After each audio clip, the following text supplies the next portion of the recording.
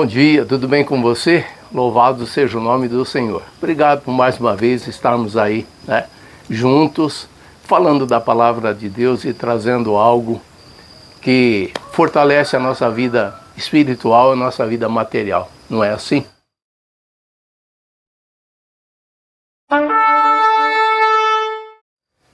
Eu quero trazer um pouco, a gente já conhece a história de José, mas é muito importante nós estarmos sempre, nos fortalecendo em cada situação que é mencionada na Bíblia. Então, nós vemos a vida de José uma representação da fidelidade do Senhor, da fidelidade dele para com o Senhor e da fidelidade do Senhor para com ele. E sobre isso que eu quero estar trazendo essa pequena meditação para que eu e você possamos nos fortalecer mais e mais no Senhor, independente das situações. Eu até coloquei aqui a soberania de Deus transformar infortúnios em vitória na nossa vida. Deus ele tem um conhecimento tão pleno, tão absoluto, que aquilo que para nós é infortúnio, para nós é problema, para nós é dificuldade, para Deus é matéria-prima para Ele trabalhar na nossa vida, não é assim? Então aqui, só para a gente se situar um pouquinho, no capítulo 37 de Gênesis, nós vemos os sonhos envolvendo José, a inveja e ele se tornando escravo por conta dessa inveja. Ele foi vendido como escravo. No capítulo 39 e 40, nós já nos situamos lá na casa de Potifar. Quer dizer, ele foi vendido com escravo, agora ele já está exercendo o ofício de escravo lá na casa de Potifar. No capítulo 41, nós vemos ele já como governador do Egito. E do capítulo 42 até os 50, a maravilhosa reconciliação familiar. Por quê? Nós sabemos da história, Foi vendido como escravo por seus próprios irmãos que o invejavam. Então, Deus sempre está agindo, de certa forma, na nossa vida, Mesmo quando há justiça, inveja, quando há infortúnios, quando a gente tem aquelas situações acontecendo que nós não nos sentimos muito confortáveis, e não gostamos nem um pouco daquilo, mas Deus está agindo nessa situação em nossa vida. Ele nos tira da derrota e nos coloca sobre uma pedra mais alta que nós, uma rocha mais alta que nós.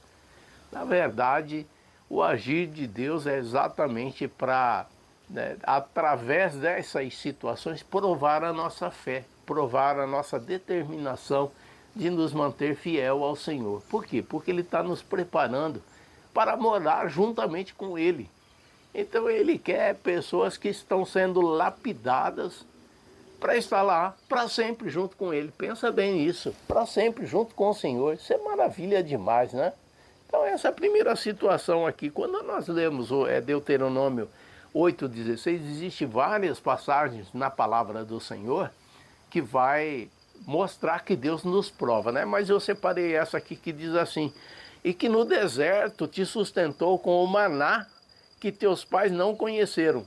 Agora presta atenção, para te humilhar e para te provar, para no fim te fazer o bem.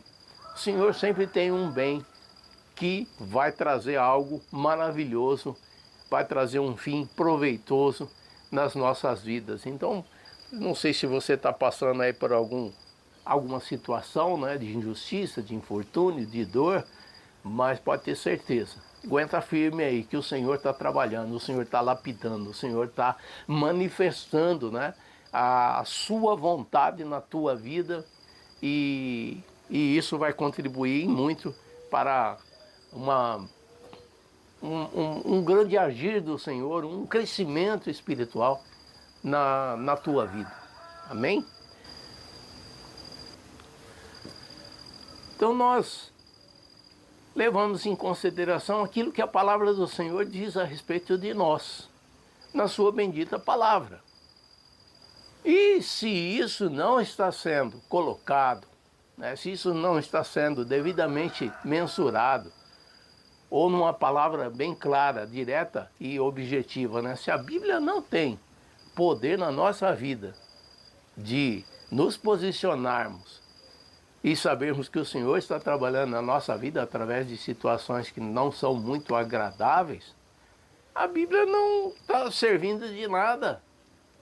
Não está servindo, está sendo desperdiçada na nossa vida. Por quê? Tiago, né, Tiago, não me lembro agora, mas me parece que é 1,22, diz ser depois praticante e não somente ouvintes. Não somente ouvintes. Então é quando a palavra ela deixa, né, de ser apenas ouvida, mas ela é colocada em prática. E nós vemos isso na vida de José. Ele sabia o Deus que ele servia. E ele estava aguentando firme lá diante de todas as circunstâncias. E em Hebreus 4:2 diz assim: porque também a nós foram pregadas as boas novas como a eles, mas a palavra da pregação nada lhes proveitou. Por quê? Porquanto não estava misturada com a fé naqueles que a ouviram. Eu sei que nós conhecemos muito bem a palavra, nós temos essa facilidade em nosso país, né? Temos a liberdade de comprar Bíblias e estudá-las e tudo mais. Mas isso não é apenas como se fosse uma lição didática que nós aprendemos. Não, ela tem que ser manifesta em nossa vida. Então essa é a segunda posição, né? O segundo item que nós podemos destacar dessa situação envolvendo José. No terceiro, geralmente quando reclamam, né, dos pastores, que o pastor parece que não está sendo ministrado, pastores com P maiúsculo, tá? Eu quero frisar isso aqui, pastores que amam o rebanho, pastores que dão a sua vida pelo rebanho, pastores que pregam a palavra de Deus, que vivem a palavra de Deus. E aí sempre vai ter pessoas que estão, né, resmungando, dizendo que o pastor não sei o que, que o pastor não sei o que lá, e etc e tal, questionando, né, o ofício do pastor. Mas o pastor, nesse caso, não é que está errado. Não é o ofício dele que está errado. Não é o exercício, né, desse ofício que está errado. Sabe o que está errado? Aqui, ó. O povo se recusa a se submeter à palavra do Senhor. É incrível como isso acontece, gente. É mais do que você pode pensar ou imaginar que isso ocorre. As pessoas se recusam a se submeter à palavra do Senhor. Elas querem que a palavra do Senhor se amolde à maneira delas viverem aquilo que elas acham correto. Mas a palavra do Senhor não muda. Jesus mesmo disse: passará céus e terra, mas a minha palavra não há de passar. Ou seja, não está dizendo somente as profecias, diz respeito também àquela palavra que já foi escrita, já foi determinada e que ela tem que ser aplicada na nossa vida na sua totalidade. Então, aquele que não se amolda, aquela que não se amolda à palavra, não vai, pode ser pastor, bispo, pode ser qualquer pessoa, não vai fazer diferença. Ora, o próprio Senhor não está fazendo a diferença. Aí nesse caso aqui se aplica João 3,19, que diz assim: e a condenação é esta, que a luz veio ao mundo, e os homens amaram mais as trevas do que a luz, porque as suas obras eram más. Amaram mais as trevas. A luz veio ao mundo, a luz está no mundo. Nós temos a luz da palavra de Deus. Então não adianta, nós temos que nos submeter completamente à palavra, bendita palavra de Deus, senão as coisas não vão acontecer. E não adianta colocar desculpa, né? Colocar culpa em A, B, C, não adianta.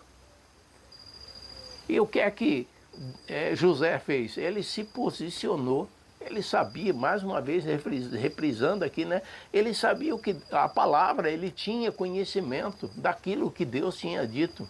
E ele permaneceu firme, ele não quis, né, às vezes dar o jeitinho, ele não quis, né, sair pela tangente. Não, ele permanecia fiel.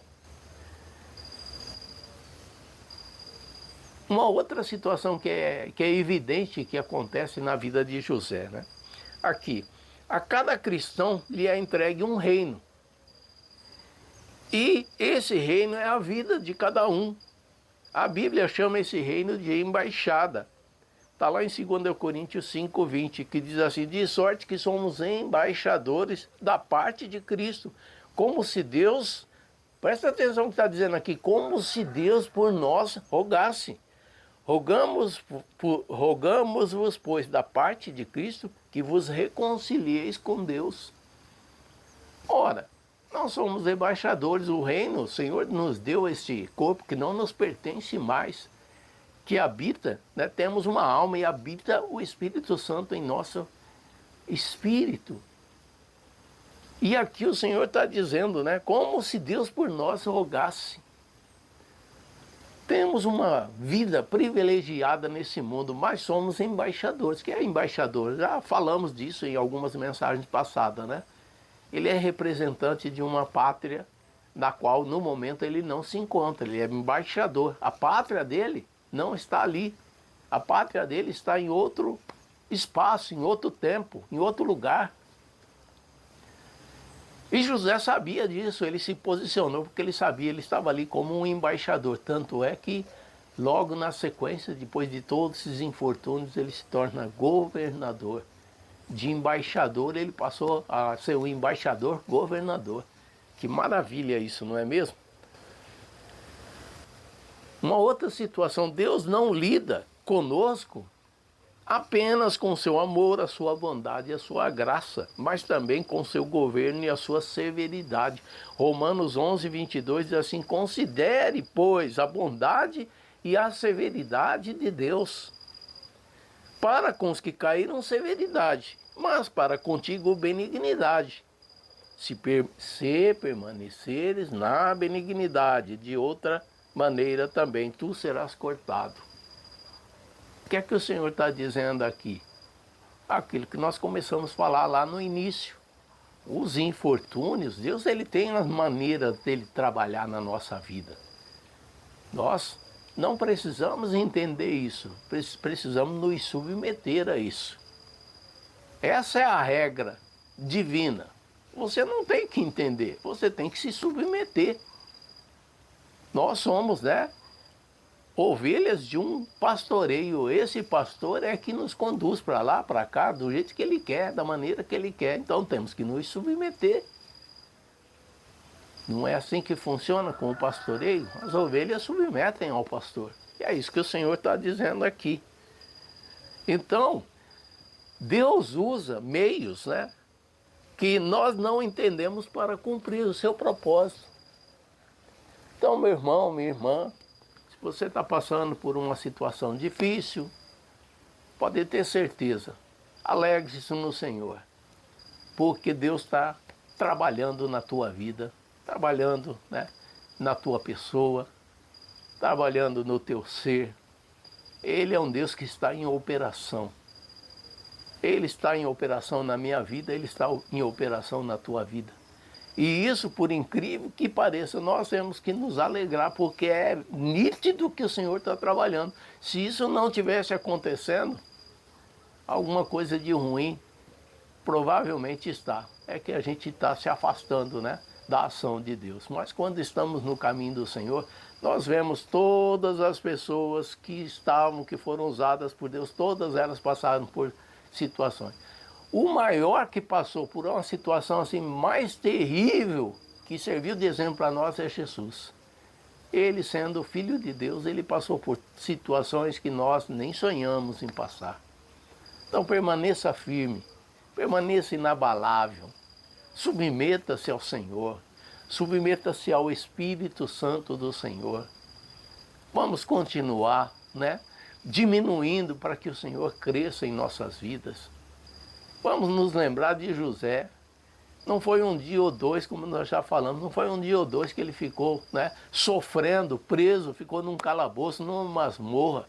Foi muito tempo, mas ele não abriu mão daquela condição de filho de Deus que Deus lhe garantira. E ele foi coroado como governador. E hoje nós estamos falando dele, a história fala dele. E nós vamos encontrar ele lá nos céus um dia. E poderemos conversar com ele acerca disso. e saber mais detalhes, né? Se é que isso será possível, esse tipo de conversa, né? Lá nos céus. Fique com essa palavra, tenha uma ótima e abençoada semana e que o Senhor continue trabalhando na tua vida porque Ele te ama, assim como na minha, porque Ele também me ama. Amém e amém.